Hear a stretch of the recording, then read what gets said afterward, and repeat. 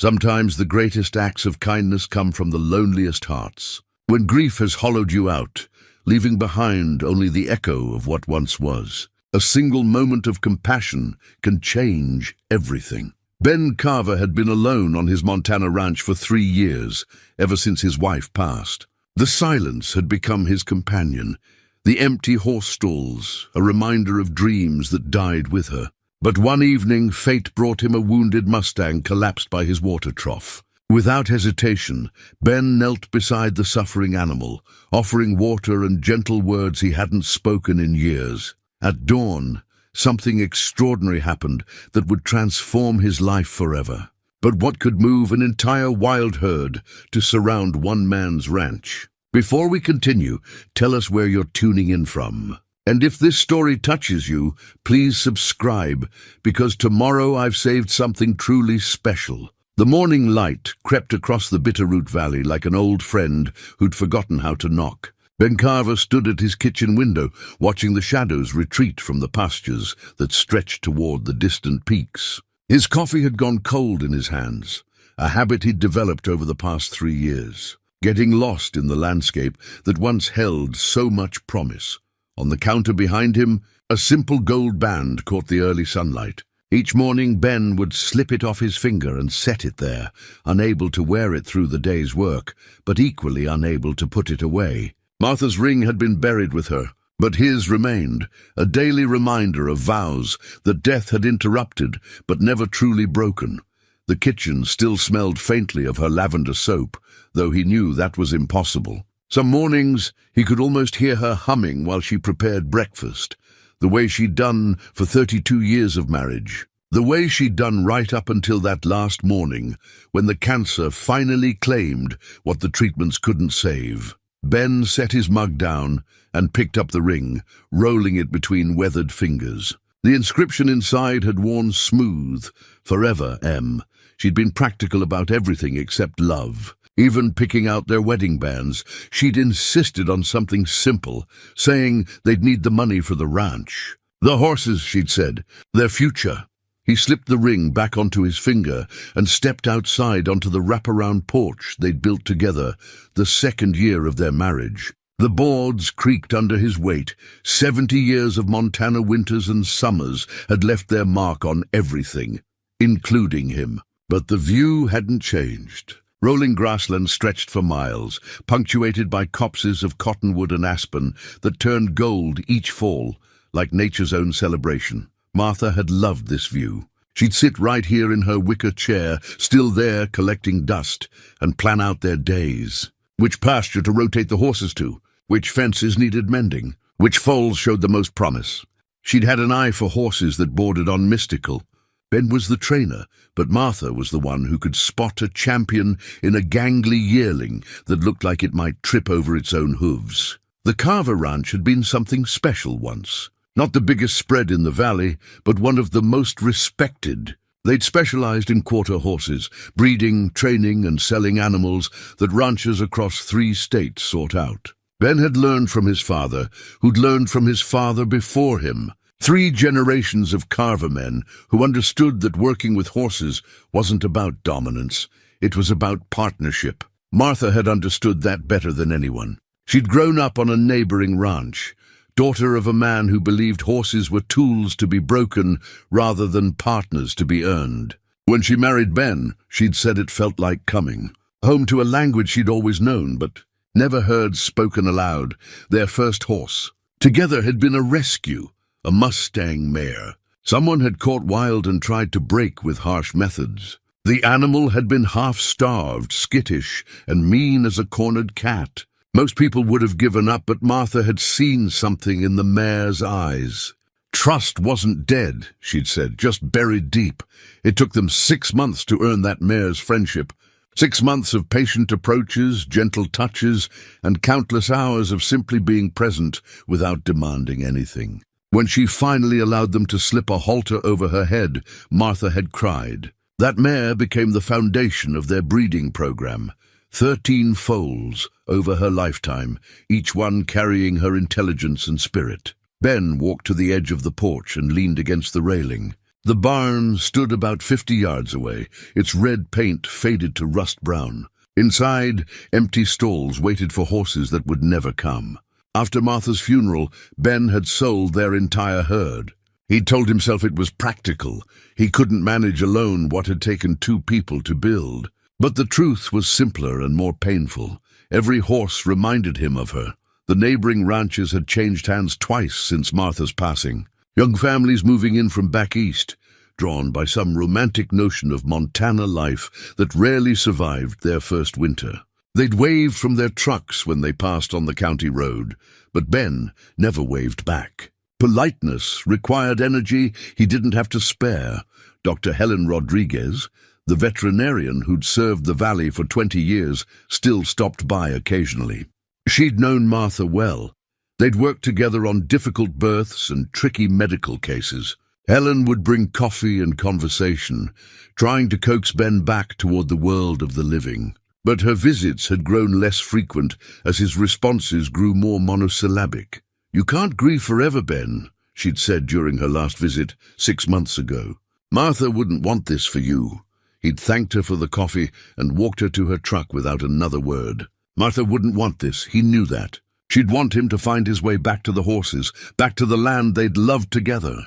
But wanting something and being capable of it were entirely different creatures. The truth was, Ben had forgotten how to be around people. 3 years of solitude had turned social interaction into something foreign and exhausting.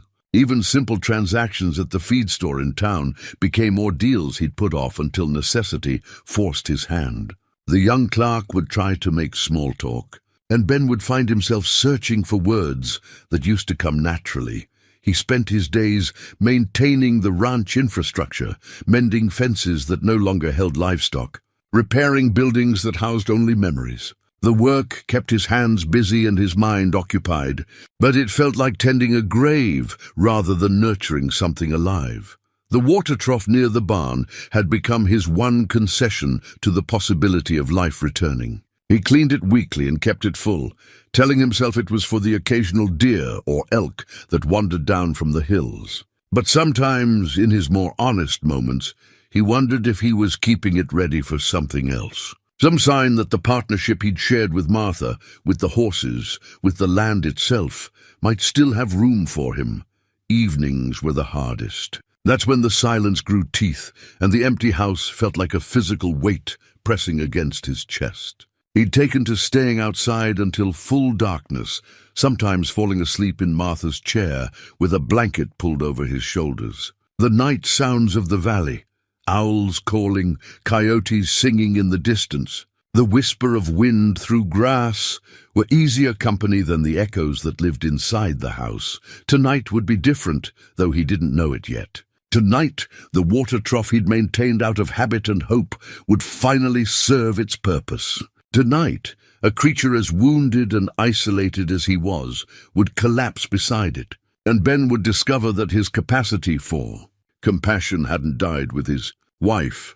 It had simply been waiting for someone who needed it as much as he did. The sun was beginning its descent toward the western peaks, painting the sky in shades of amber and rose that Martha had always said looked like watercolors bleeding into wet paper. Ben stood on his porch, wedding ring heavy on his finger, and watched another day prepare to end. In a few hours, everything would change. But for now, he was still just a man alone with his grief, tending a ranch that had forgotten how to be alive. The first thing Ben noticed was the stillness, not the peaceful quiet of evening settling over the valley, but something more deliberate, the kind of silence that meant something wild was nearby. And everything else was holding its breath. He'd been checking the barn doors before heading inside, part of a routine that had become as automatic as breathing.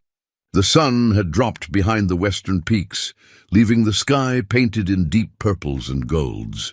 That's when he heard it, a soft whicker, barely audible, coming from near the water trough. Ben froze, his hand still on the barn door latch. In 3 years of solitude, no animal larger than a raccoon had visited his property. He turned slowly, scanning the darkening yard, until his eyes found the source of the sound.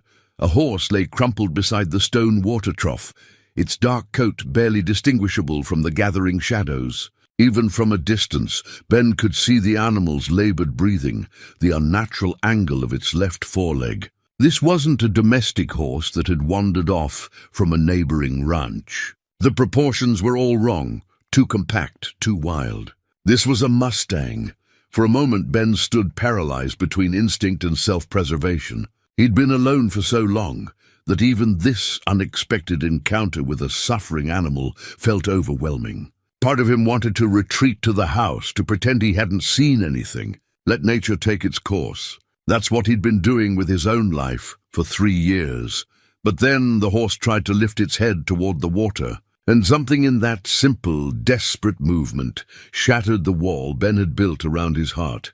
He moved forward slowly, speaking in the low, gentle tones that had once been second nature. "Easy there, friend. Easy now." The words felt rusty in his throat, but they came back like muscle memory returning to an old athlete. The Mustang's eye rolled toward him, a wild, frightened thing full of pain but not yet resigned to death. Ben had seen that look before, in animals and in his own reflection, during the darkest days after Martha's funeral. It was the look of something that wanted to live but didn't know how to ask for help.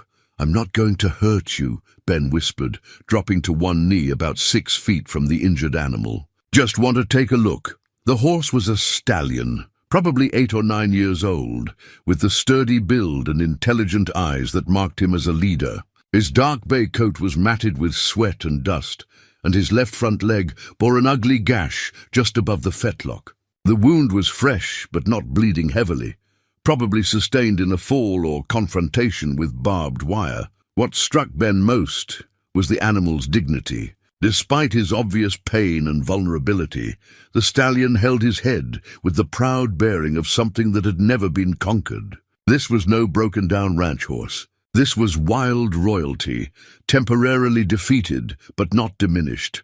Ben rose slowly and walked to the barn, returning with an old leather halter and a first aid kit he hadn't touched in 3 years. The stallion watched his every movement but didn't try to rise, whether from injury or some deeper wisdom.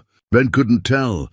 Martha always said trust was earned, not taken, Ben said, settling cross-legged on the ground just beyond the horse's reach. "Guess we'll have to start there." He opened the first aid kit and laid out supplies, antiseptic, bandages, pain medication left over from when his own arthritis had been at its worst. The ritual of preparation felt familiar, awakening knowledge he'd thought was buried with his old life. The stallion's breathing had steadied somewhat, but his eyes never left Ben's face. There was an intelligence there that went beyond simple animal awareness. This creature was evaluating him, weighing his intentions against some internal scale that had kept him alive in the wild for nearly a decade. "You know what I think?" Ben said, his voice growing stronger as the conversation continued. "I think you came here for a reason. Martha would have said there's no such thing as coincidence when it comes to horses." He reached into the kit and pulled out a small bottle of antiseptic, holding it where the stallion could see it. "This is going to sting, but it'll help. That cut needs cleaning before infection sets in." The next hour was a delicate dance of advance and retreat. Ben would move closer by inches, speaking constantly in the low, rhythmic tones that horses found soothing. When the stallion showed signs of stress, ears back, nostrils flaring, Ben would freeze, sometimes for several minutes, until the animal relaxed again, when he finally touched the stallion's neck. Both man and horse seemed to exhale together. The coat was surprisingly soft beneath the dust and sweat, warm with life and wild freedom. Ben's hands, which had been clumsy and uncertain around people for 3 years, remembered their purpose. Cleaning the wound required patience and frequent breaks. The stallion would tolerate only so much before his pain overcame his trust, and Ben would have to back away, whispering reassurances until the animal calmed. But gradually, the gash was cleaned and bandaged with professional competence that surprised them both. "There," Ben said, settling back on his heels as the stallion inspected his handiwork with obvious skepticism. "That should hold until morning. But you're going to need more help than I can give you out here." As if understanding, the stallion attempted to rise. His first try ended in failure, the injured leg unable to bear weight. But on his second attempt, with Ben providing gentle encouragement and a steady hand on his shoulder, the horse managed to struggle to his feet. Standing, the stallion was magnificent despite his injuries, probably 15 hands high, with the kind of powerful hindquarters that could carry him across miles of rough country. His head was noble, ears alert despite his exhaustion. This was what horses had looked like before humans began breeding the wildness out of them. Ben filled a bucket with fresh water from the trough and offered it. The stallion drank deeply, his muzzle soft against Ben's palm as he steadied the bucket. When he'd finished, the horse lifted his head and looked directly into Ben's eyes. In that moment, something passed between them. Not understanding exactly, but recognition. Two creatures who had been alone too long, finding solace in each other's presence. "You can stay as long as you need," Ben said, surprised by the catch in his own voice. "I haven't had company in a while." As the night deepened, Ben brought blankets from the house and made a bed for himself near the water trough. He couldn't leave the injured animal alone, not when infection or shock could claim him before morning. It had been 3 years since Ben had spent a night under the stars, but lying there with the stallion's quiet breathing nearby, he remembered why he'd once loved it. The Mustang stood through most of the night, dozing upright as wild horses do, but never straying far from the water trough that had become his sanctuary. Occasionally, he would lower his head to drink or to investigate the man who had shown him such unexpected kindness. Ben dozed fitfully, waking often to check on his patient. During one of these wakeful periods, around 3 in the morning, he heard something that made his pulse quicken. In the distance, carried on the night wind, came the sound of hoofbeats. Not the regular rhythm of domestic horses, but something wilder. The drumming of unshod hooves moving across open ground. The stallion heard it too. His head came up sharply, ears pricked forward, and he nickered softly into the darkness. The sound that came back was like nothing Ben had ever heard. The voices of the wild calling to their lost leader. "Your family," Ben whispered, wonder creeping into his voice. "They're looking for you." The stallion nickered again, but didn't move away from the trough. He seemed to understand that his people would find him when the time was right. For now, he was content to rest under the protection of the man who had offered him water and healing without asking for anything in return. As dawn approached, Ben found himself watching the horizon with an anticipation he hadn't felt in years. Something was about to happen, something that would change everything. He didn't know what form it would take, but the certainty settled in his bones, like weather he could feel coming. The wounded stallion beside him represented more than just an injured animal in need of care. He was a messenger from a world Ben had forgotten existed, a world where trust was earned through gentle actions, where healing happened one careful touch at a time, and where the bonds between living creatures could bridge any gap that grief had carved. When the sun finally crested the eastern mountains, painting the valley in gold and amber light, Ben Carver discovered he was no longer alone. Ben woke to a sound that seemed to rise from the earth itself, a deep, rhythmic thundering that vibrated through the ground and into his bones. For a disoriented moment, still caught between sleep and waking, he thought it might be a storm rolling across the valley. Then his eyes opened fully and he saw them. They came over the ridge like a living flood, silhouetted against the morning sky. Dozens of horses moving in perfect coordination, their unshod hooves drumming against the hard-packed earth with the precision of a military march. But this wasn't chaos or panic. This was purpose incarnate, flowing across his pasture land with the inevitability of weather. Ben pushed himself up from his makeshift bed, muscles protesting after a night on the hard ground. Beside him, the injured stallion stood alert but calm, his head high and ears pricked forward. There was no fear in the animal's posture, only recognition. These were his people, and they had come for him. The herd crested the small hill that bordered Ben's property and flowed down into the main pasture like water finding its level. As they drew closer, Ben could make out individual animals in the dawn light. Mares with foals at their sides, young bachelors traveling in loose groups at the edges of the main herd. older horses with scars that told stories of survival in a world where weakness meant death.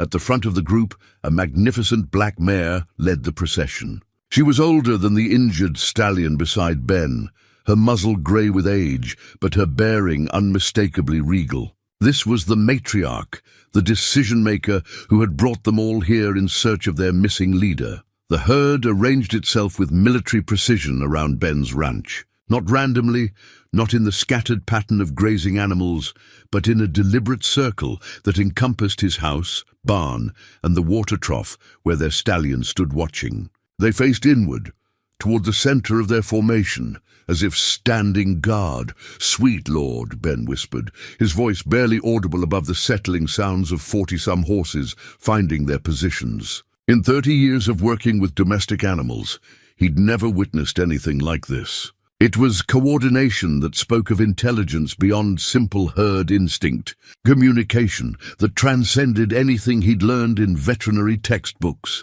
The black mare stepped forward from the circle, moving with deliberate grace toward the water trough. She stopped just outside what Ben instinctively recognized as a respectful distance and nickered softly to the injured stallion. His response was immediate, a low, rumbling sound that seemed to carry information Ben couldn't interpret but clearly understood. For several minutes, the two horses engaged in what could only be called conversation. Head positions, ear movements, subtle shifts in posture that conveyed meaning across the space between them. Ben found himself holding his breath, afraid that any movement might break the spell of what he was witnessing. Finally, the mare turned her attention to him. Her dark eyes were ancient and knowing, holding a depth of intelligence that made Ben feel suddenly small. She studied him with the thoroughness of someone conducting an interview, evaluating not just his appearance, but something deeper, his intentions perhaps, or his worthiness to care for one of their own. Ben remained perfectly still, instinctively understanding that this was a moment of judgment. The mare was deciding whether he could be trusted, whether the injured stallion was safe in his care, whether the herd would accept his presence in their drama. The weight of that evaluation settled on his shoulders like a physical thing. After what felt like an eternity, the mare dipped her head once, a gesture so deliberate and human-like that Ben felt his heart skip. Then she turned and walked back to her position in the circle, and the entire herd seemed to exhale in unison. They were staying. "What are you folks doing?" Ben asked aloud, his voice shaky with wonder and a touch of panic. This was beyond his experience, beyond anything he'd ever heard of. Wild horses didn't behave this way. They didn't organize themselves around human dwellings like some kind of vigil. But even as his rational mind struggled to categorize what he was seeing, another part of him, the part that had spent decades learning to read animal behavior, recognized the truth. They were protecting their leader. More than that, they were honoring the human who had chosen to help him. The injured stallion beside him had been watching the proceedings with obvious satisfaction. Now he turned to Ben and did something that raised goosebumps along his arms. The horse bowed his head, lowering it until his muzzle nearly touched the ground, and held the position for several seconds. "You're thanking me," Ben said, wonder creeping into his voice. "And they're saying thank you too." As if in response to his words, several of the horses in the circle nickered softly. Not the sharp calls of alarm or greeting, but something gentler, something that sounded remarkably like approval. Ben looked around the circle of horses surrounding his property and felt something stir in his chest that he hadn't experienced in 3 years. It wasn't happiness, not yet, but it was the absence of the crushing loneliness that had become his constant companion. For the first time since Martha's death, he wasn't alone. The sun climbed higher, and the horses settled into a routine that suggested they planned to stay. The mares with foals found shaded spots where the little ones could rest. The bachelor groups positioned themselves strategically around the perimeter, clearly serving as sentries. The older animals, their coats bearing the silver of advanced years, found comfortable spots where they could keep watch while conserving energy. It was a society in miniature, Ben realized. A community with rules and hierarchies and responsibilities that he was only beginning to glimpse. And somehow, through his simple act of kindness to their leader, he'd been granted observer status in their world. The implications began to settle on him like morning dew. These animals had homes, territories they'd claimed in the wild country beyond his valley. They had routines, migrations, seasonal patterns that governed their lives. Yet they'd abandoned all of that to come here, to surround his ranch in what could only be described as an act of gratitude. "Martha," he whispered, looking up at the sky where wisps of clouds drifted across an endless blue expanse. "If you're watching this, I hope you're getting a kick out of it.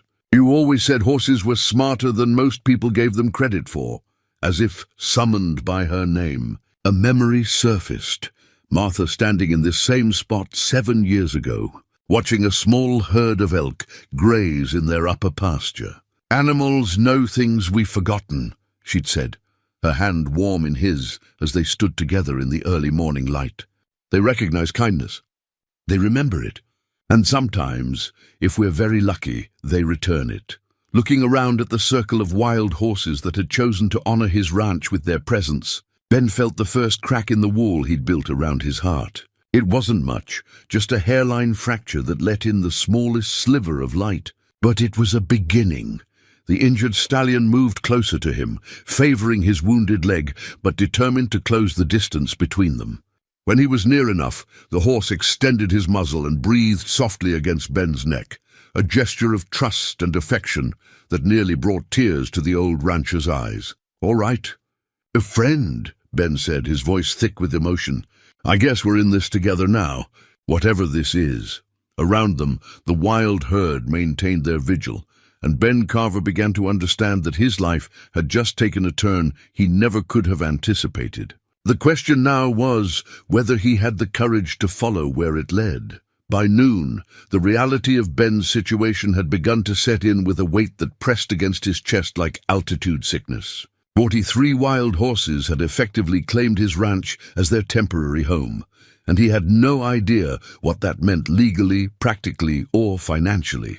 The injured stallion, Ben had started thinking of him as Thunder, though he couldn't say why, showed improvement with each hour. The bandage on his leg remained clean and dry, and he was putting more weight on the limb as the pain medication did its work. But the rest of the herd showed no signs of leaving. If anything, they seemed to be settling in for an extended stay. Ben stood in his kitchen, looking out the window at what had once been his quiet, empty ranch. Now it looked like something out of a nature documentary. Horses grazed peacefully across his pastures, their movements creating an ever-shifting pattern against the golden grass. Foals played under the watchful eyes of their mothers. The black mare, whom Ben had mentally dubbed Majesty, held court near his barn like a queen receiving visitors from various members of her extended family. The sound of an engine made Ben's stomach clench. A white pickup truck was making its way up his drive, leaving a plume of dust in its wake. Through the windshield, he could see the familiar face of Tom Wilson, his closest neighbor and one of the few people who'd attempted to maintain contact after Martha's death. Ben considered not answering the door, but Tom had already spotted him through the window and was waving with the kind of enthusiasm that suggested he'd come with news to share. "Ben!" Tom called as he climbed out of his truck, his eyes wide with amazement as he took in the horses scattered across the property. "Holy hell, what's going on here?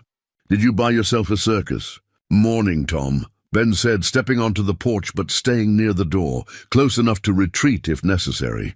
"Didn't buy anything. They just showed up." Tom whistled low, turning in a slow circle to take in the full scope of the situation. "Just showed up? Ben, there must be 50 horses here. You can't just have 50 horses show up on your doorstep like some kind of—" He stopped mid-sentence, his gaze landing on Thunder, standing near the water trough. "Is that one hurt?" "Found him last night," Ben said. "Cut on his leg. Tended to it, and come morning, his family arrived to check on him." The simplicity of the explanation seemed to deflate Tom's initial excitement. He scratched his head, looking from Ben to the horses and back again. "Family, Ben, these are wild animals. They don't have family reunions on people's ranches. Maybe they do, and we just never noticed, Ben replied, surprising himself with the defensive edge in his voice. Tom studied his neighbor's face with the concern of someone who'd known him for 20 years. You doing okay, Ben? I mean, really okay?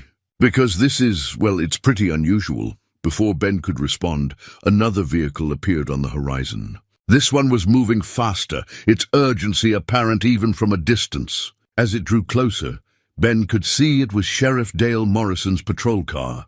Its light bar flashing, but no siren. Somebody called the law. Tom observed unnecessarily. Sheriff Morrison pulled up behind Tom's truck and climbed out with the measured movements of a man who'd seen enough strange situations to approach each new one with caution. Dale was younger than Ben by about 15 years, but he'd been sheriff long enough to handle most of what the valley could throw at him. This, however, was clearly outside his normal experience. "Afternoon, Ben," Dale said, tipping his hat. "Got a call from the Hendersons about some kind of disturbance out here. Something about wild horses." His voice carried the careful neutrality of someone trying not to jump to conclusions. "No disturbance, Dale," Ben replied. "They're just visiting." The sheriff looked around the property with professional thoroughness, taking in the orderly arrangement of the horses and their calm demeanor. "Visiting," he repeated slowly. "Ben, I'm going to need you to walk me through what's happening here. For the next 15 minutes, Ben found himself explaining the previous night's events to an audience that grew as word spread through the valley's informal communication network. The Hendersons arrived in their beat-up Ford, followed by Maria Santos from the feed store and her teenage son Carlos. Each newcomer brought the same expression of amazement and concern, the same questions about how such a thing was possible. Ben noticed that the horses were reacting to the human audience with interest, but no fear. Several of the younger animals had actually moved closer to the fence line, as if curious about the gathering crowd. Majesty, the black mare, had positioned herself where she could observe everything while remaining close to Thunder. "The thing is," Sheriff Morrison said after hearing the full story, "legally speaking, these are protected animals. Wild horses fall under federal jurisdiction. I'm going to have to make some calls." The words hit Ben like cold water. Federal jurisdiction meant bureaucracy, regulations, people with clipboards who would want to catalog and control something that felt sacred. "They're not hurting anything, Dale. They're just being horses." "I understand that, Ben, and I'm not looking to cause trouble for anybody. But we've got responsibilities here. Public safety, property rights, wildlife management. There are procedures." Dr. Helen Rodriguez's veterinary truck appeared on the ridge, and Ben felt a mix of relief and apprehension. Helen would understand the medical situation with Thunder, but she'd also bring her own set of professional concerns. "Word travels fast," Tom observed, watching Helen navigate her truck carefully around the gathered vehicles. Helen climbed out and immediately began scanning the herd with professional interest. Her gaze lingered on Thunder, taking in his bandaged leg and the way he favored it. "Ben," she called out, "that stallion needs proper medical attention." "He's getting it," Ben replied, though he knew she was right. His basic first aid was sufficient for emergency treatment, but Thunder's injury required veterinary expertise. "May I examine him?" Helen asked, already pulling supplies from her truck. The next hour became a strange blend of medical procedure and community gathering. Helen worked on Thunder with Ben's assistance, while the crowd of neighbors watched from a respectful distance. The stallion accepted her treatment with remarkable calm, as if he understood that she, like Ben, was there to help. "This is incredible," Helen murmured, as she cleaned and rebandaged the wound. "His healing response is exceptional. And his condition, Ben, this animal is in magnificent health aside from the injury. You can see the muscle tone, the coat condition. This herd is thriving." Sheriff Morrison had been making phone calls, and his expression grew more troubled with each conversation.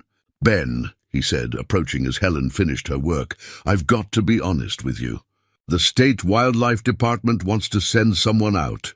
So does the Bureau of Land Management. This situation, it's unprecedented." Ben felt the walls closing in. The same sensation he'd experienced in the months after Martha's funeral, when well-meaning friends and relatives had surrounded him with advice and expectations. "What does that mean?" "It means you're about to become very popular," Dale said grimly. "And these horses, they're about to become a matter of public interest." As if sensing the change in mood, Thunder moved closer to Ben and rested his muzzle against the man's shoulder. The gesture was gentle but possessive, a clear statement about where the stallion's loyalty lay. Looking around at the gathered faces, some curious, some concerned, some already calculating the angles this story might provide, Ben realized that his quiet life of grief and solitude had just become very complicated. The question was whether he had the strength to protect what had been given to him, or if the weight of public attention would drive away the most meaningful thing that had happened to him since Martha's death. The government officials arrived 3 days later, like a small invasion force. 2 white SUVs and a pickup truck, all bearing official seals and occupied by people carrying clipboards, cameras, and expressions of professional concern. Ben watched them from his kitchen window, his morning coffee growing cold in his hands as he steeled himself for what was coming. Thunder had recovered enough to move around the property with only a slight limp, though he never strayed far from the water trough that had become his sanctuary. The rest of the herd maintained their vigil, having settled into routines that suggested they planned to stay indefinitely. Ben had grown accustomed to waking to the soft sounds of horses moving through his pastures, their presence both comforting and increasingly complicated. The lead official introduced herself as Dr. Susan Chen from the Bureau of Land Management, a woman in her 40s with the efficient manner of someone who'd spent years navigating bureaucratic waters. Behind her came representatives from the State Wildlife Department, the Department of Agriculture, and what appeared to be a journalist with a very expensive camera. "Mr. Carver," Dr. Chen said, extending a hand that Ben shook reluctantly, "we appreciate your cooperation in this matter. What we have here is quite unusual, unprecedented. Really. And we need to assess the situation for the safety of both the animals and the community." Ben nodded, knowing that resistance at this stage would only make things worse. "They're not causing any harm." "I understand your perspective," Dr. Chen replied diplomatically, "but we have protocols to follow. Wild horse populations are carefully managed, and when they establish new territories or behaviors, we need to evaluate the implications."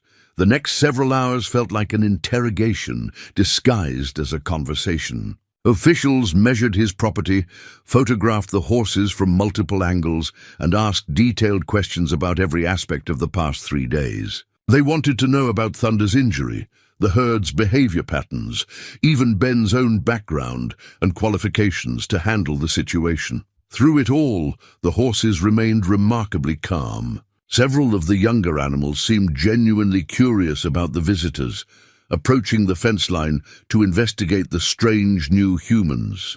Majesty, the black mare, maintained her position near Thunder, but showed no signs of agitation or protective aggression.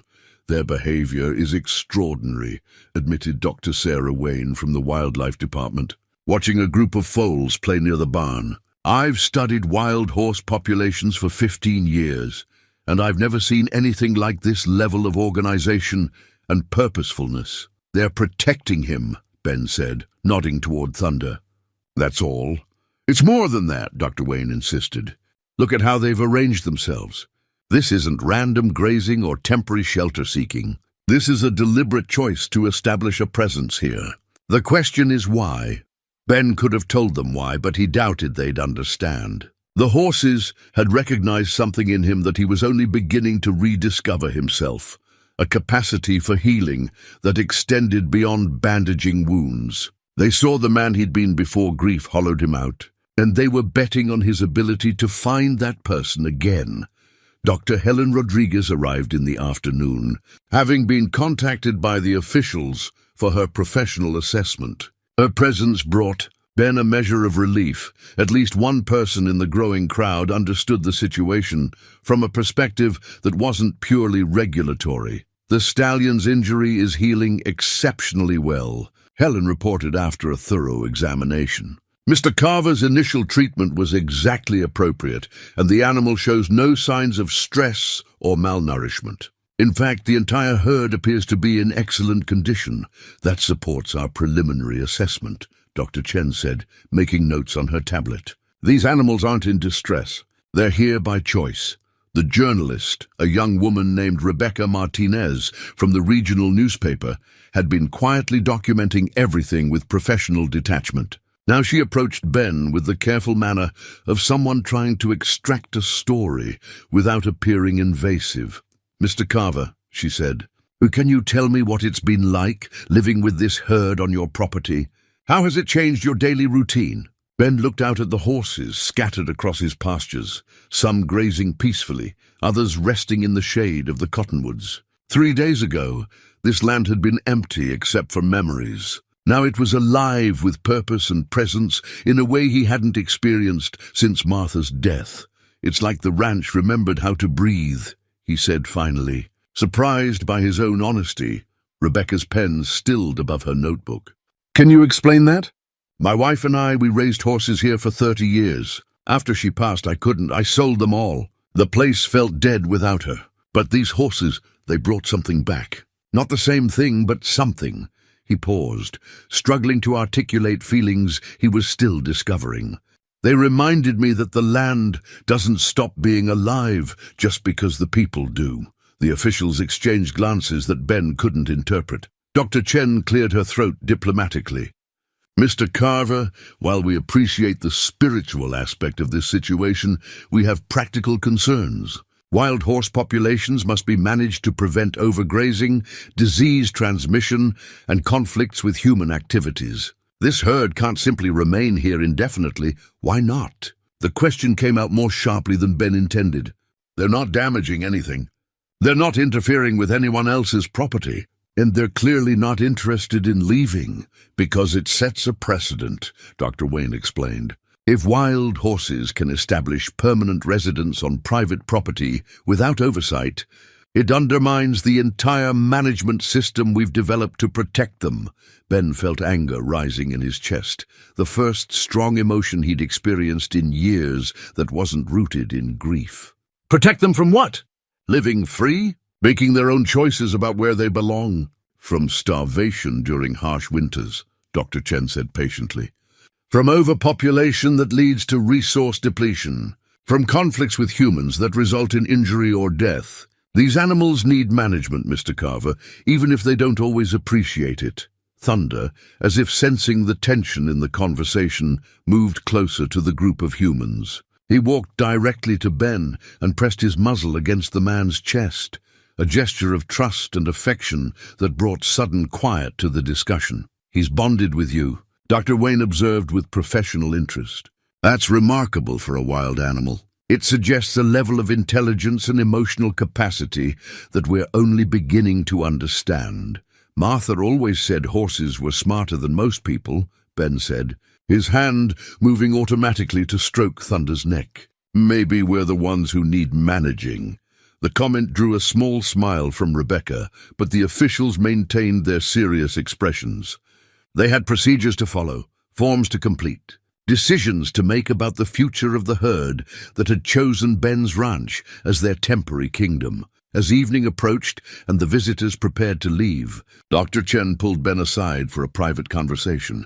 "Mr. Carver, I want you to understand that we're not the enemy here. We genuinely want what's best for these animals. But we need time to assess the situation properly, and we need your cooperation." "What does that mean, practically?" "It means no attempts to relocate them yourself, no interference with our monitoring activities, and no encouragement of additional horses to join the group." She paused. "It also means that if we determine they need to be relocated to a managed sanctuary, you'll need to accept that decision." Ben looked across his property at the horses who had brought his land back to life, at Thunder, who had taught him that healing was possible, at Majesty, who had shown him what leadership without dominance looked like. The thought of losing them felt like preparation for another funeral. "How long do I have?" he asked. "We'll complete our assessment within 2 weeks," Dr. Chen said. After that, we'll make recommendations to the appropriate authorities.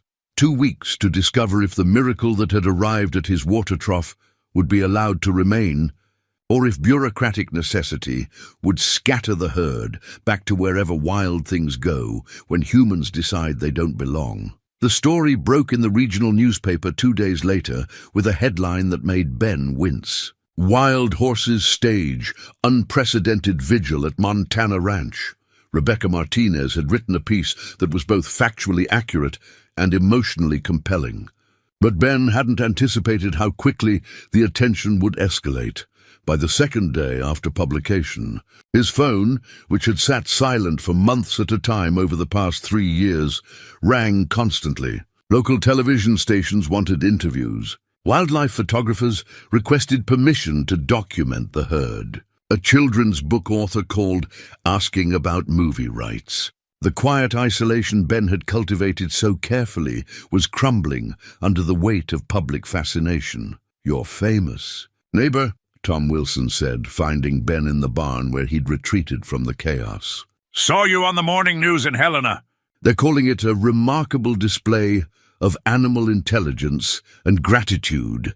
Ben continued filling water buckets, a task that had become both practical necessity and therapeutic ritual. "Never asked to be famous. Maybe not," Tom said, settling onto a hay bale with the easy familiarity of long friendship. "But maybe that's not the point anymore." Before Ben could ask what he meant, the sound of multiple vehicles approaching made them both look toward the drive. This time it wasn't officials or journalists. It was a small convoy of pickup trucks and SUVs carrying families with children, cameras, and expressions of wonder.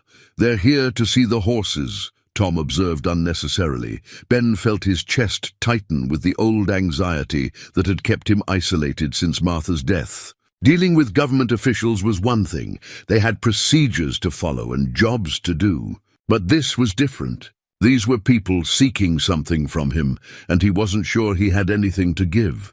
Thunder appeared at the barn entrance, as if summoned, his injury now barely noticeable as he moved with fluid grace. Over the past week, the stallion had developed an almost supernatural ability to sense Ben's emotional state, offering his calm presence whenever the human seemed overwhelmed. "Easy." "Friend," Ben murmured, his hand finding the familiar warmth of Thunder's neck. "Just more curious, folks." A woman in her 30s approached the barn, her 8-year-old daughter hanging back shyly behind her. "Mr. Carver, I'm Linda Patterson. We drove up from Billings after reading about your horses. My daughter Emma has been fascinated by horses since she was tiny. And when we saw the story..." She gestured helplessly toward the herd visible through the barn doors. Emma stepped forward, her eyes wide with the kind of wonder that only children could truly achieve. "Are they really wild?" she asked in a whisper. "Did they really come here just to say thank you?" Ben looked down at the little girl and felt something shift inside his chest. Her question was innocent, direct, and completely sincere. The kind of question that adults learned not to ask, because the answers might require them to believe in something larger than themselves. "They came here for their friend," Ben said, nodding toward Thunder. "Sometimes that's what families do." Emma's face lit up with understanding and delight. "Can I see him up close?" What happened next surprised everyone, including Ben. Thunder, who had shown remarkable tolerance for the various officials and photographers, took several steps toward the little girl with obvious intent. He lowered his great head until his muzzle was level with Emma's face and breathed softly. Against her cheek, Emma giggled, a sound like water over stones, and reached out to touch Thunder's face with the fearless gentleness that marked her as someone born to understand animals. "He's so soft," she whispered. "Emma's been asking for riding lessons for 2 years, Linda Patterson said, tears gathering in her eyes. "But we live in the city and it's expensive." "And I wasn't sure," she trailed off, watching her daughter commune with a wild stallion as if they were old friends.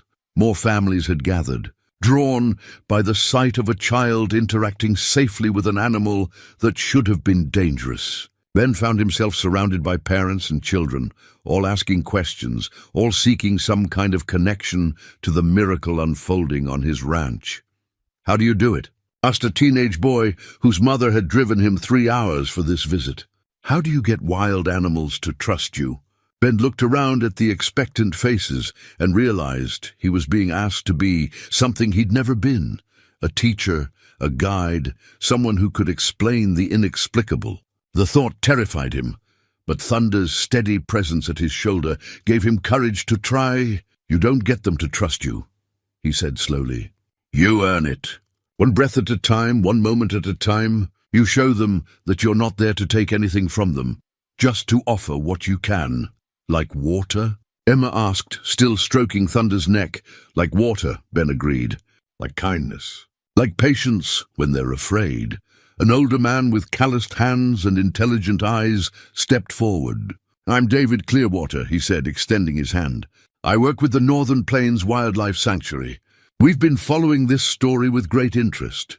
Ben shook the offered hand cautiously. "Another government agency?" David smiled. "No, we're a private organization.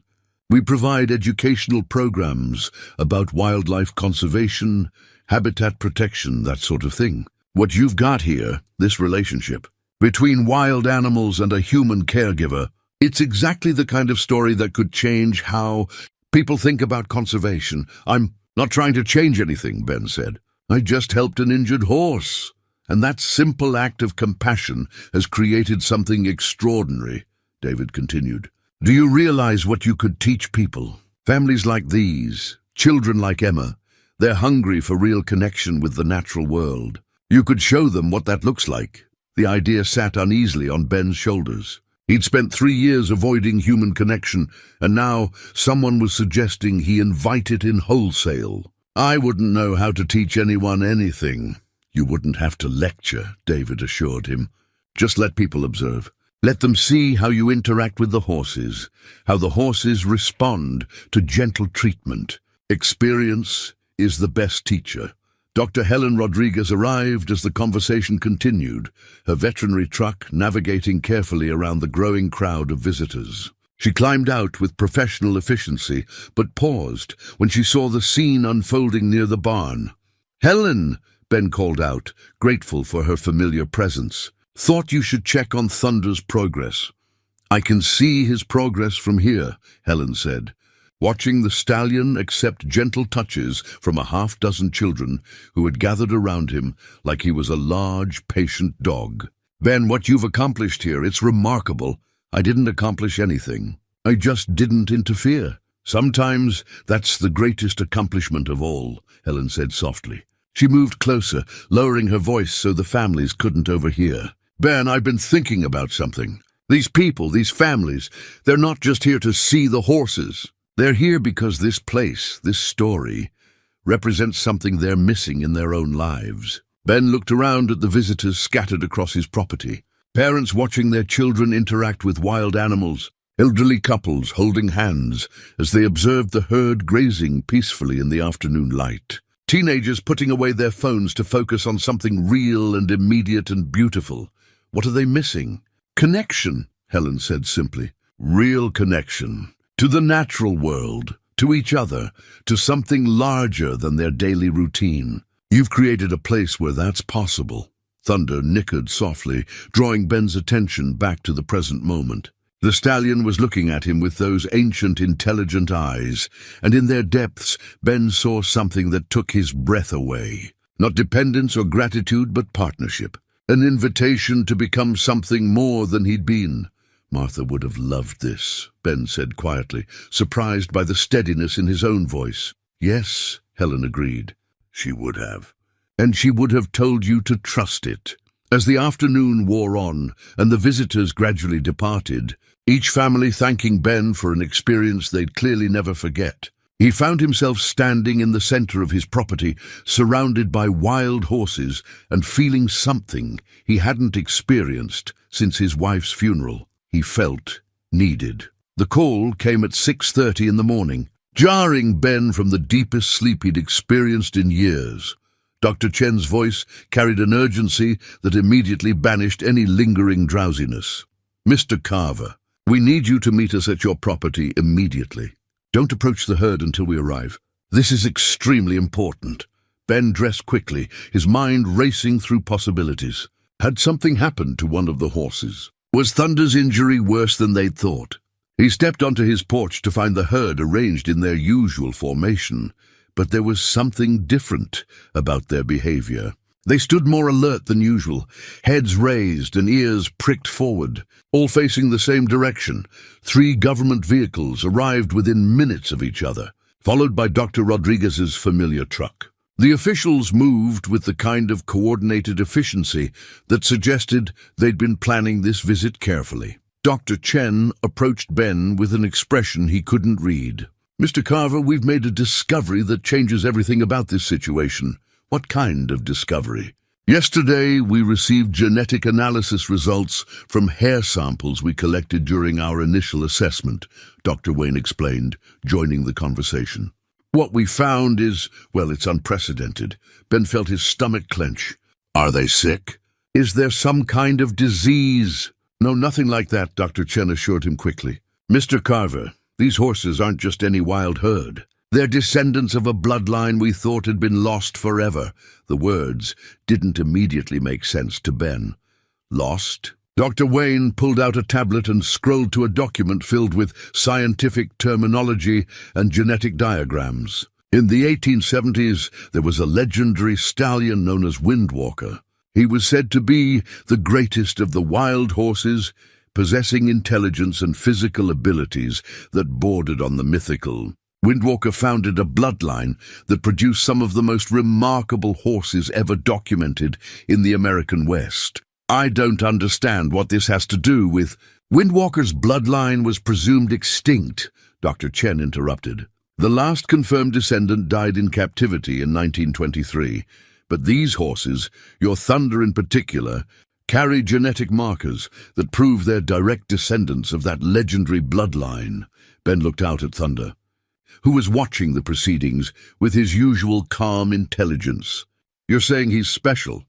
Mr. Carver, Dr. Wayne said solemnly, Thunder isn't just special, he's irreplaceable.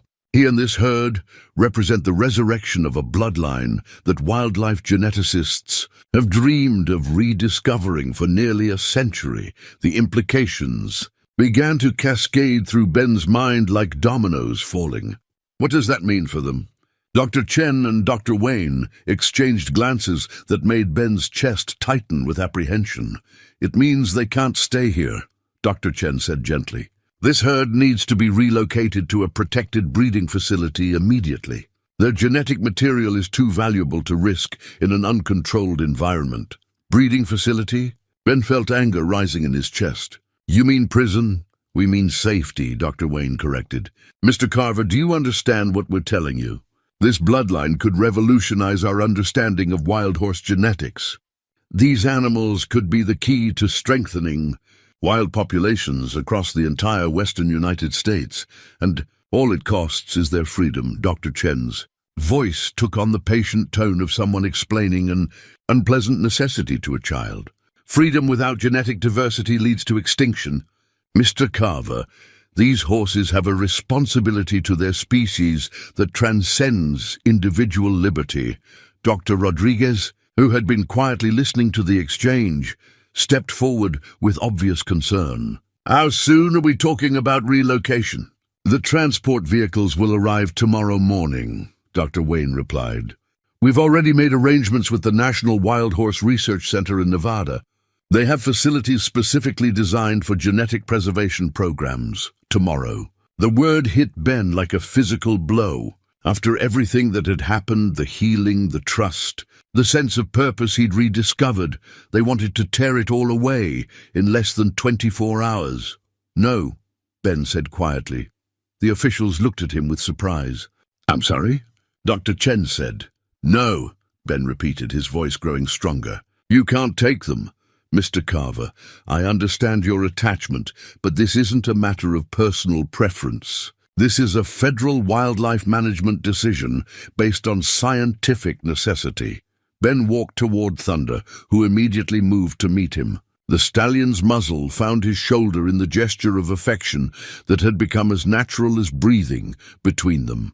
"This horse chose to trust me," Ben said, his hand stroking Thunder's neck. "His whole family chose to trust me. I won't betray that trust by letting you cage them." "It's not caging," Dr. Wayne protested. "It's conservation. Call it whatever makes you sleep better at night," Ben replied.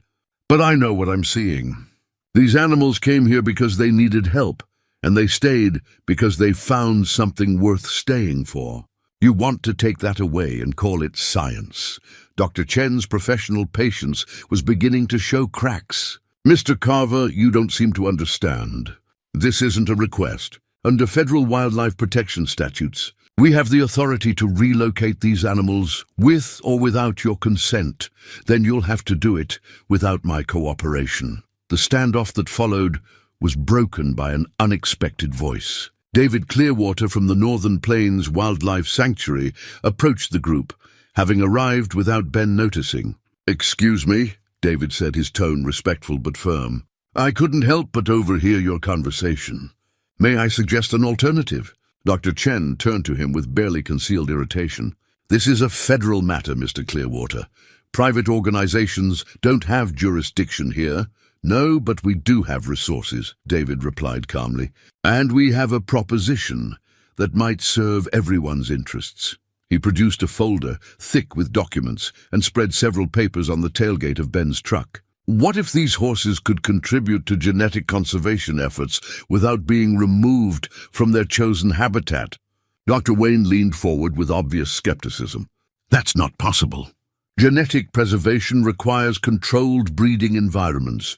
"Not necessarily," David said. "Our organization has been developing a new model for in situ conservation, protecting and studying endangered bloodlines in their natural or chosen environments rather than in captivity. We've had remarkable success with other species." He pointed to photographs and charts in his documentation. "We can establish this ranch as a protected study site. Mr. Carver would retain ownership and daily management, but trained researchers would monitor the herd's health, breeding patterns and genetic contributions. Any foals would remain with the herd, but would also contribute genetic material to the National Preservation Program." "That's highly irregular," Dr. Chen said, but her tone suggested she was considering the possibility. "It's innovative," David corrected, "and it addresses both concerns, genetic conservation and animal welfare. These horses have demonstrated extraordinary intelligence and social organization. Studying them in their chosen environment could provide insights that laboratory conditions never could." Ben felt a spark of hope kindle in his chest. They could stay.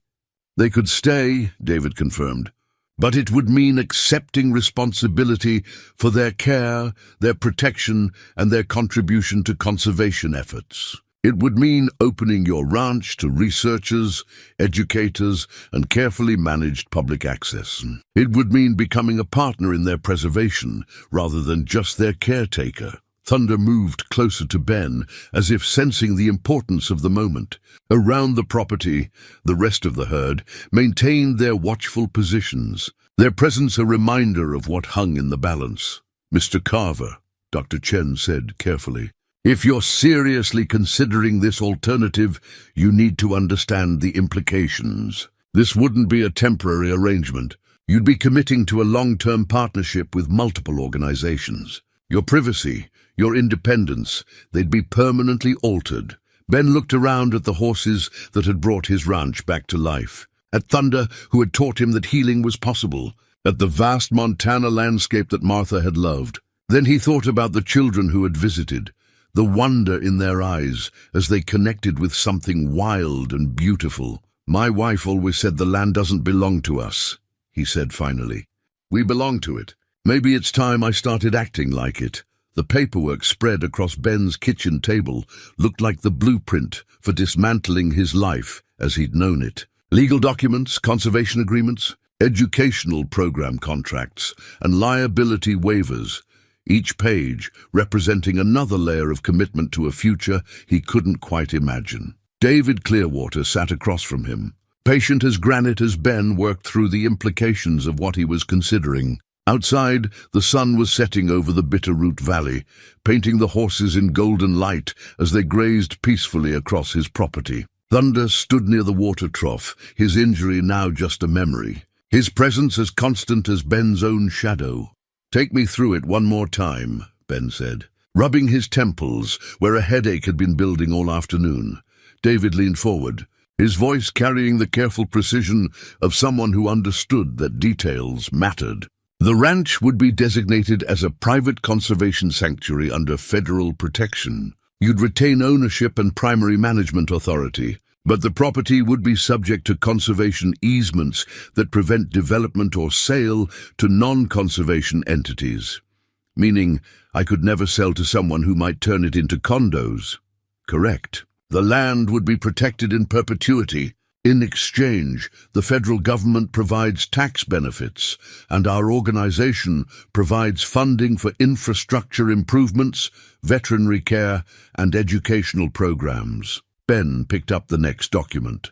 "This part about public access, carefully managed," David assured him. "No more than 20 visitors per day, and only with advance reservations and guided supervision. The goal is education, not tourism.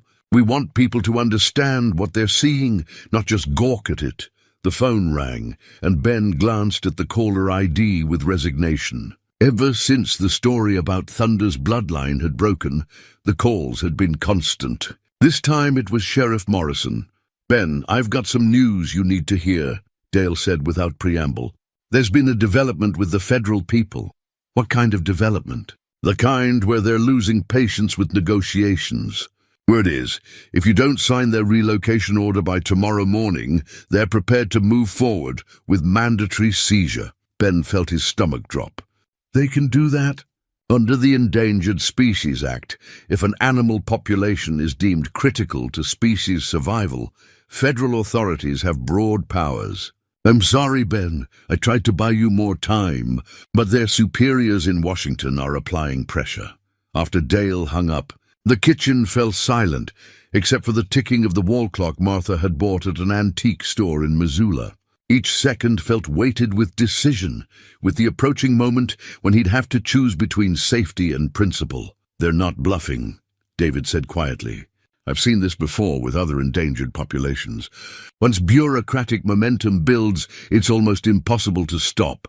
How long do we have?" "If you sign the sanctuary agreement tonight, I can have it filed with the appropriate agencies before their deadline." "But Ben," David's voice grew serious, "you need to understand what you're signing up for. This isn't just about keeping the horses. This is about transforming your life into something completely different." Ben walked to the window and looked out at the herd. Majesty, the black mare, had positioned herself where she could observe both the house and the surrounding territory. Several foals played near their mothers, their energy infectious even in the gathering dusk. Thunder raised his head and looked directly at Ben, as if sensing the weight of the decision being made on his behalf. "Tell me about the educational programs," Ben said finally. David joined him at the window. "School groups primarily. Children from urban areas who've never seen wild animals up close. We'd bring them here to observe the horses, to learn about conservation, about the relationship between humans and wildlife. You'd be part of that teaching, showing them what respect for wild animals looks like in practice." The idea still terrified Ben, but less than it had a week ago. The children who had visited, like young Emma Patterson, had reminded him of something he'd forgotten, that wonder was contagious, and that sharing it could be as healing as experiencing it. "What about researchers?" "Graduate students primarily. Maybe 1 or 2 at a time, staying in temporary housing we'd build near the barn. They'd study the herd's social structure, their adaptation to semi-domesticated life, their breeding patterns. The data would contribute to wild horse management policies across the country." Ben considered this. Strangers living on his property, observing his daily interactions with the horses, documenting every aspect of the life he'd built with them. The prospect made his chest tight with anxiety. "I've been alone for 3 years, he said quietly. "I'm not sure I remember how to live around people." "You've been practicing," David observed. Every visitor who's come here in the past week has left feeling like they've experienced something transformative. You've been teaching without realizing it. Dr. Rodriguez arrived as full darkness settled over the valley. She carried coffee and sandwiches, having anticipated a long night of decision-making. "Any word from the federal folks?" she asked, settling into a chair at the kitchen table. "Tomorrow morning deadline," Ben replied. "Sign or watch them take the horses." Helen nodded grimly. "I've been making calls to colleagues around the country. Ben, if Thunder and his herd go to that research facility in Nevada, they'll spend the rest of their lives in paddocks. Valuable paddocks with excellent medical care, but paddocks nonetheless. And if I sign this sanctuary agreement, they live free on the land they chose, but that freedom comes with obligations," David said. "To conservation, to education, to the future of their species." Ben picked up the main contract and read through it again. The language was dense with legal terminology, but the core commitment was clear. He would be trading his solitude for partnership, his independence for responsibility to something larger than himself. "There's something else you should know," Helen said carefully. "I've been talking to other veterinarians about Thunder's recovery. Ben, what you accomplished with basic first aid and gentle care, it's medically remarkable. That horse should have needed surgery, should have had complications. Instead, he healed better than most animals do under clinical conditions. What are you saying?" "I'm saying you have a gift for this work, a natural ability to heal animals through compassion as much as medicine. The research community is fascinated by the bond you've formed with a wild stallion, but I think it goes deeper than that. I think you understand something about healing that most of us are still learning." Ben thought about the night he'd found Thunder collapsed by the water trough, about the gentle process of earning trust, about the patient work of allowing healing to happen rather than forcing it. It was the same approach he'd used with all the horses he and Martha had trained over the years, partnership instead of dominance. "Martha always said I was better with horses than people," he said. "Maybe the horses are teaching you how to be better with people too," Helen suggested. The kitchen clock struck 9.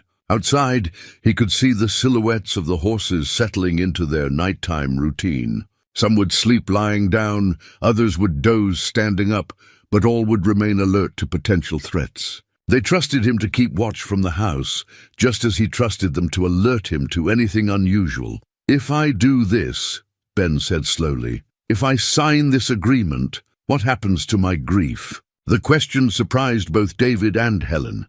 They looked at him with expressions that suggested they understood he was asking something deeper than the words implied. "What do you mean?" Helen asked gently. "For 3 years, grief has been my companion. It's been terrible, but it's also been mine. It's been my connection to Martha, my way of honoring what we had together. If I move forward with this, if I build something new, am I betraying her memory?" David was quiet for a long moment. When he spoke, his voice carried the weight of personal experience. "I lost my wife 8 years ago to cancer.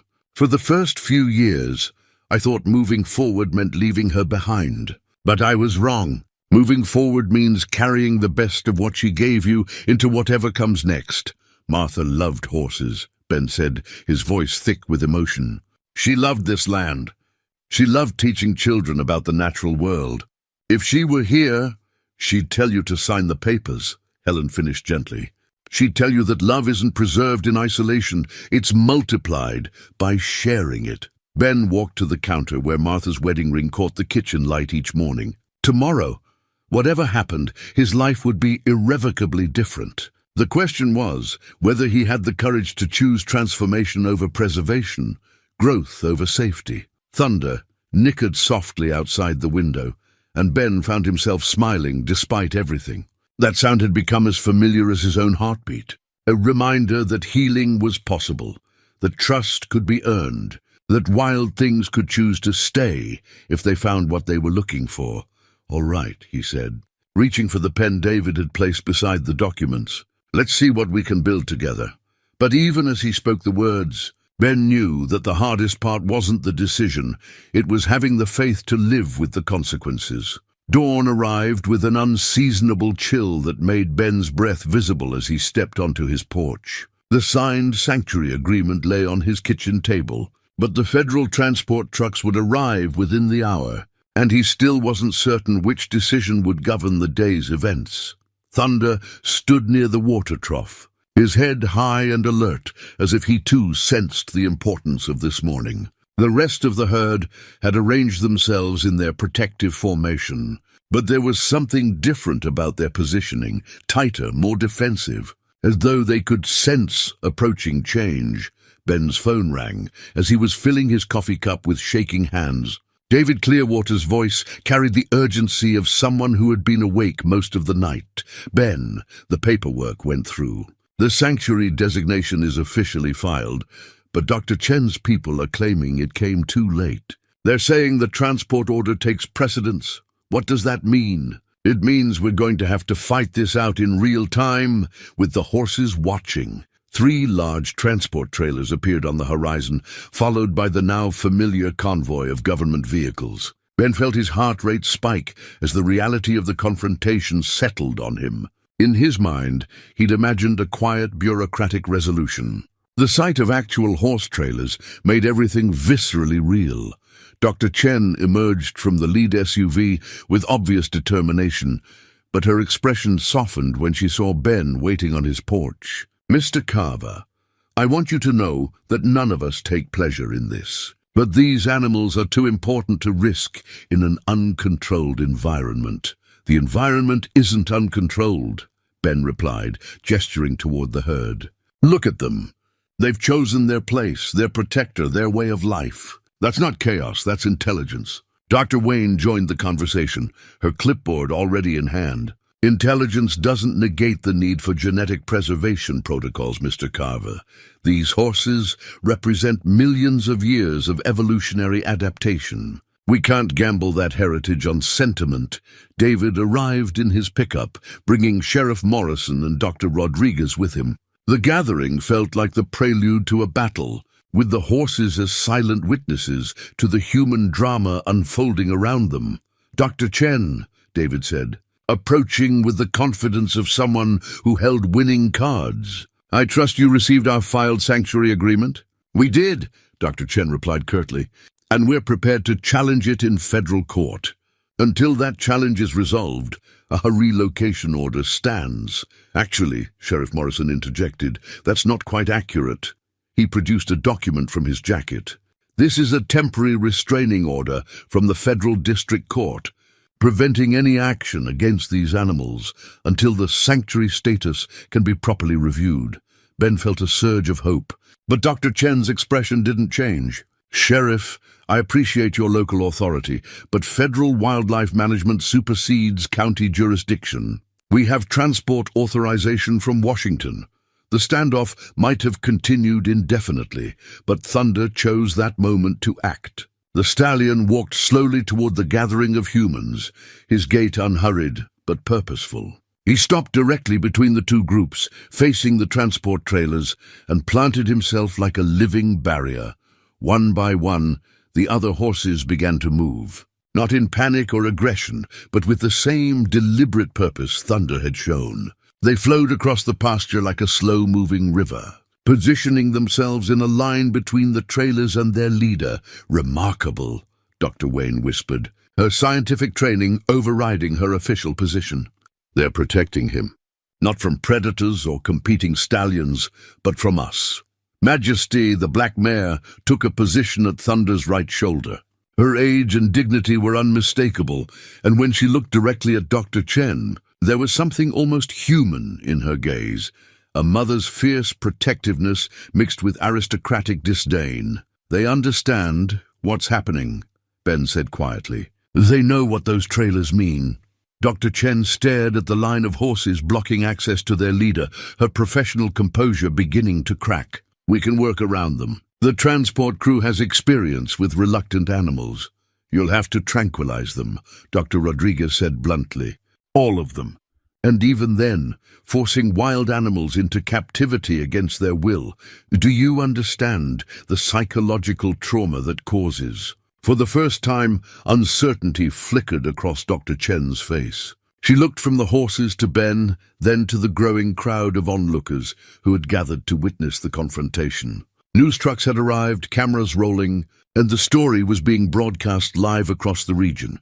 "Dr. Chen," Ben said, stepping forward with Thunder's calm presence, giving him courage. "These animals made a choice. They chose to trust me, to stay here, to build something together. Doesn't that choice mean anything?" "Animals don't make informed decisions about conservation policy," Dr. Chen replied, but her voice lacked its earlier conviction. "Maybe not," Ben acknowledged. "But they make decisions about where they belong, who they trust, what's worth protecting. And every day for the past 2 weeks, they've chosen this place." Thunder turned his great head toward Ben and nickered softly, a sound that somehow conveyed gratitude, trust, and an unshakable determination to remain exactly where he was. The moment that changed everything came not from the humans arguing policy and procedure, but from an 8-year-old girl who slipped past the police barrier and walked directly toward Thunder, Emma Patterson, who had driven 3 hours with her mother to witness this confrontation, moved through the crowd of adults with the fearless determination that only children possess. Her mother's panicked call of "Emma, no!" seemed to hang in the morning air as the little girl approached the line of wild horses. "Emma, stop!"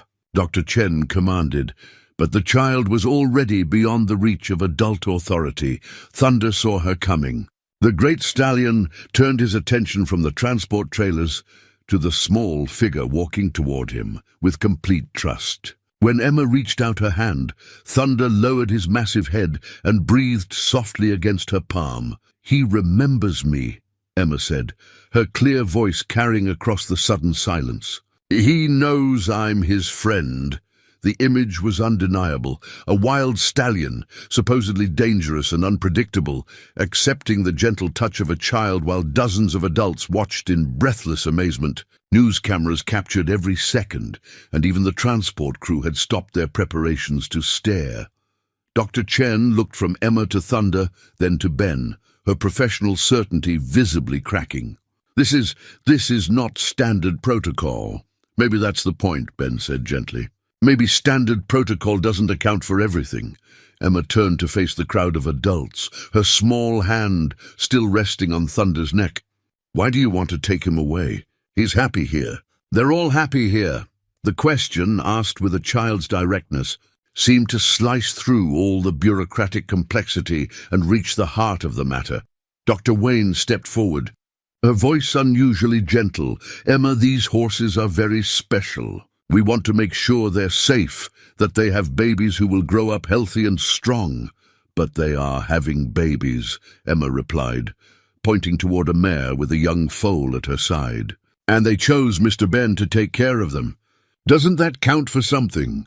Dr. Chen's radio crackled with an incoming message. She listened intently, her expression shifting from determination to confusion to something that might have been relief. "Dr. Chen," David Clearwater said, approaching with a document in his hand, "I believe you're about to receive some updated instructions from Washington." The federal official finished her radio conversation and looked around at the assembled crowd.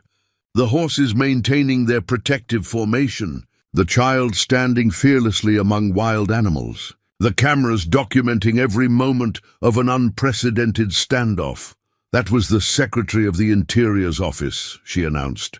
"In light of the unique circumstances of this case and the significant public interest it has generated, they're willing to approve a trial period for the sanctuary designation."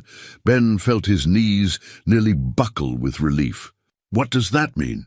"It means you have 1 year to prove that these horses can contribute to conservation efforts while remaining in their chosen habitat," Dr. Chen explained, her professional composure returning now that she had clear instructions. "The sanctuary agreement will be honored, but with strict oversight and regular evaluation." Thunder nickered softly, as if he understood that the threat had passed. Around him, the other horses began to relax their defensive posture, though they remained close to their leader. Emma looked up at Thunder with obvious delight. "You get to stay," she said. "You get to stay with Mr. Ben forever." "Not forever," Ben knew. Nothing lasted forever. He'd learned that lesson the hard way. But for now, for this moment, for however long they were granted, the horses would remain free to make their own choices about where they belonged. Dr. Rodriguez stepped forward to examine Thunder's healed leg one more time, her professional satisfaction evident. "Remarkable recovery," she murmured. "Ben, whatever you did, it worked perfectly. I just didn't interfere with the healing," Ben replied. Sometimes that's the hardest thing to learn.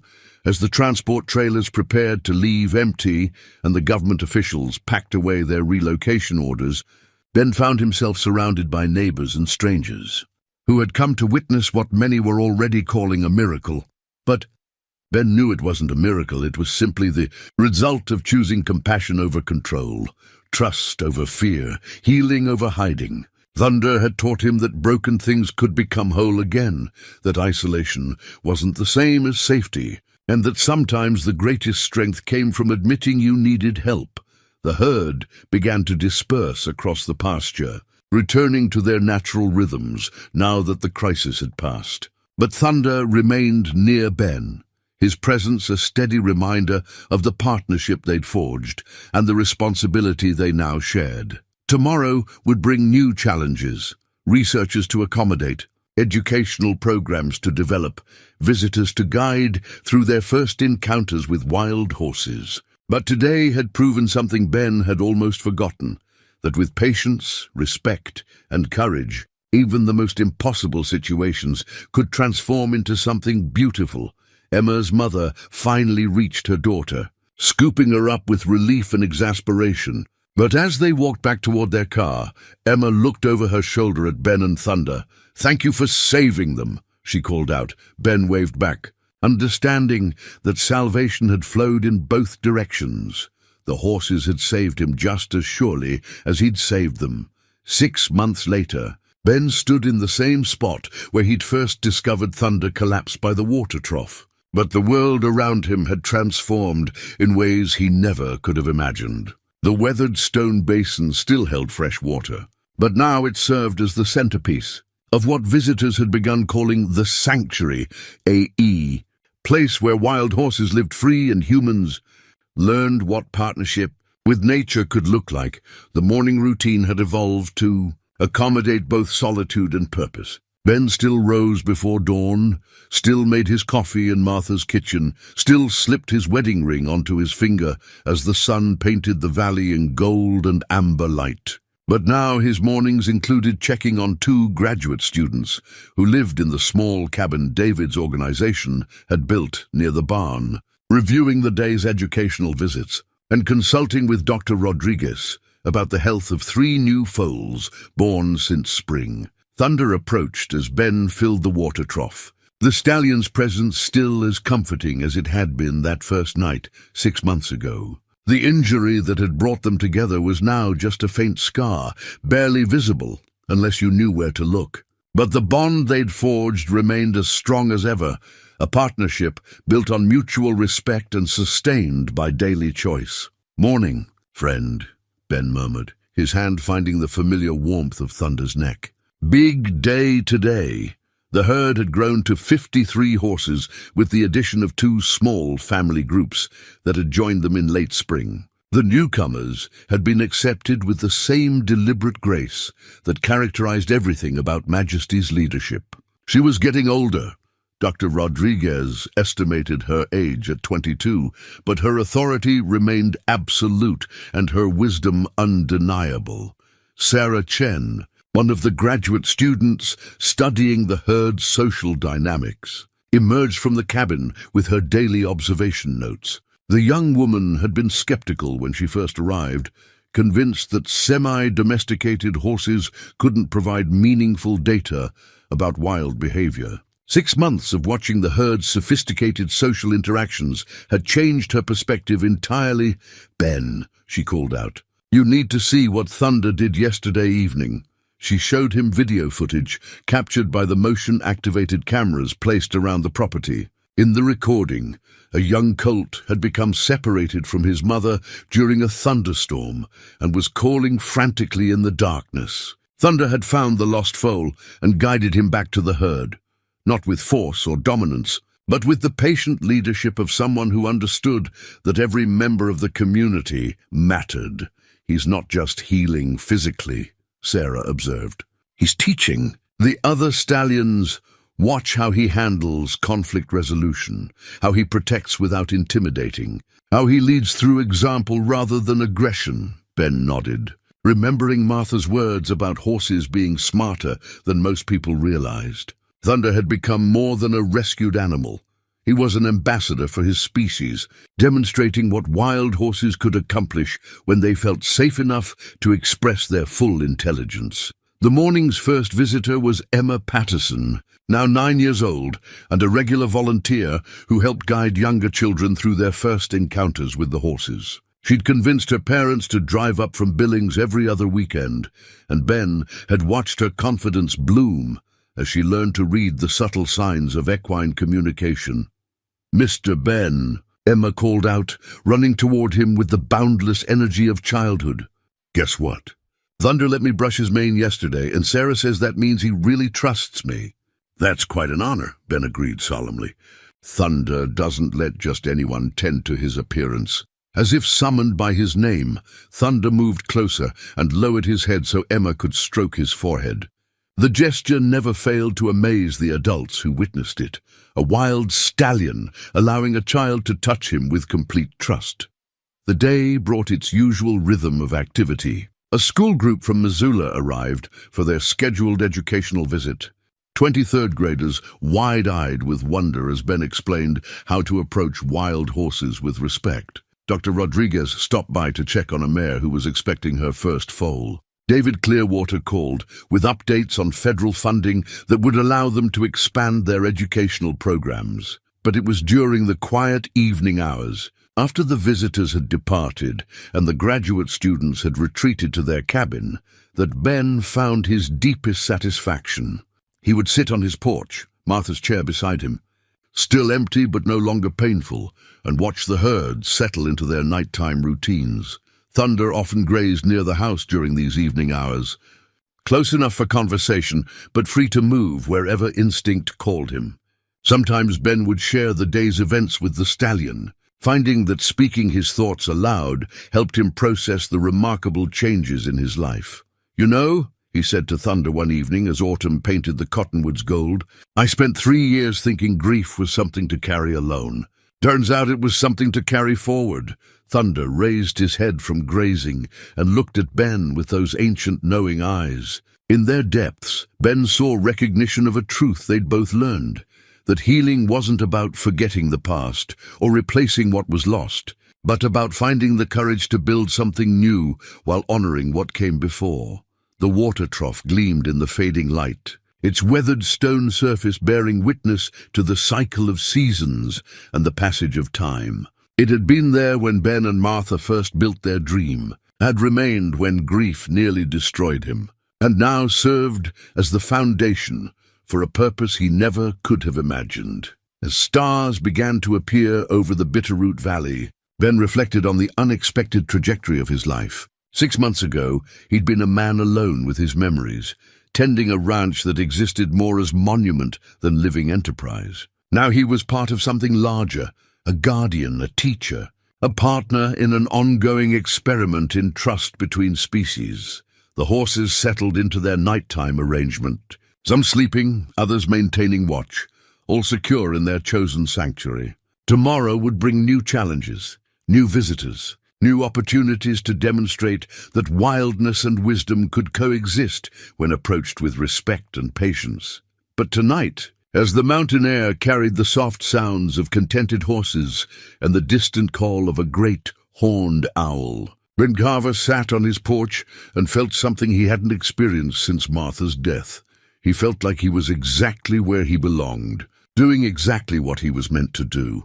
Thunder nickered softly in the darkness, a sound that had become as familiar as his own heartbeat, and Ben smiled. Some partnerships, he realized, were worth waiting a lifetime to discover.